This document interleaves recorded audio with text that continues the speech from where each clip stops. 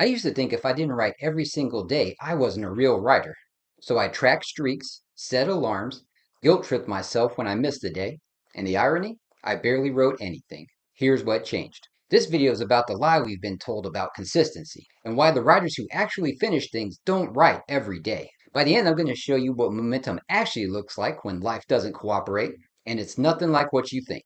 Welcome, everyone. If you don't know me, my name is Daniel, and this is The Story Renaissance.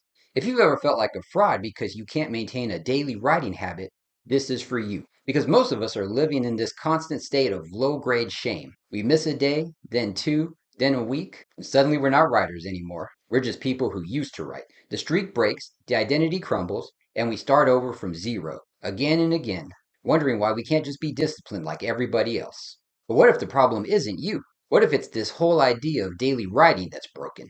Let me tell you what my writing looked like 3 years ago. I had a spreadsheet, green cells for days I wrote, red cells for days I didn't, and every month I'd stare at that calendar like it was a report card on whether or not I was a real writer. The goal was simple: write every day, build a streak, become the kind of person who always shows up. And for a while it worked. I'd write 200 words before work, sometimes just 100. It didn't matter if it was good, it mattered that I did it. But here's what I didn't realize at the time: I wasn't actually writing, I was performing writing. I got so focused on not breaking the chain that I stopped caring about what I was making. The streak became the point. The work became this thing I was just checking off. And the second life got messy, bad week at work, family emergency, getting sick, the whole thing fell apart. Because I built my entire identity as a writer on being perfect.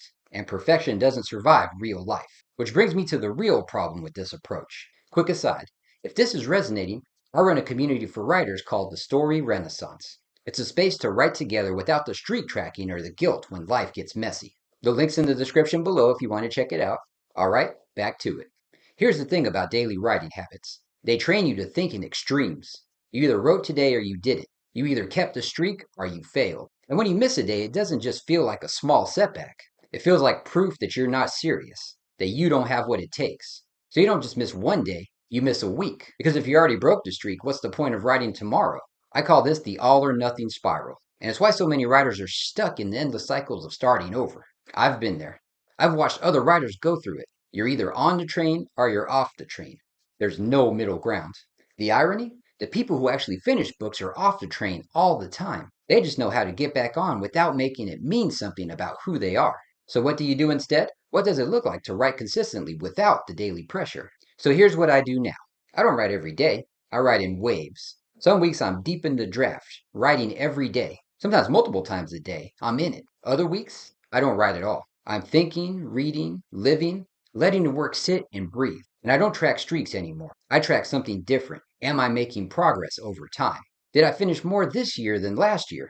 Am I further along in this draft than I was a month ago? That's what actually matters, not whether I showed up today. Because writing isn't a daily habit, it's a long term practice. And practices have seasons, they have rhythms, they have ebbs and flows. But I know what you might be thinking. Doesn't that just give us permission to slack off?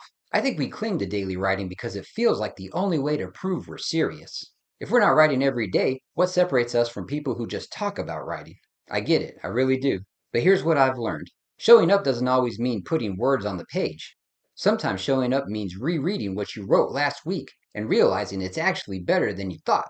Sometimes it means sitting with a blank page and just thinking about where the story needs to go. Sometimes it means taking a week off because you're burned out and coming back with actual clarity instead of resentment. The writers who finish aren't the ones who never miss a day. They're the ones who know how to come back. The ones who trust that the work will still be there tomorrow. The ones who understand that momentum isn't about streaks, it's about direction. And they give themselves permission to be human in the process. Here's the shift that changed everything for me. I stopped asking myself, did I write today? I started asking, am I still moving forward, finishing this? Because the goal was never to write every day. The goal is to finish the thing you started. And finishing requires something completely different than daily discipline.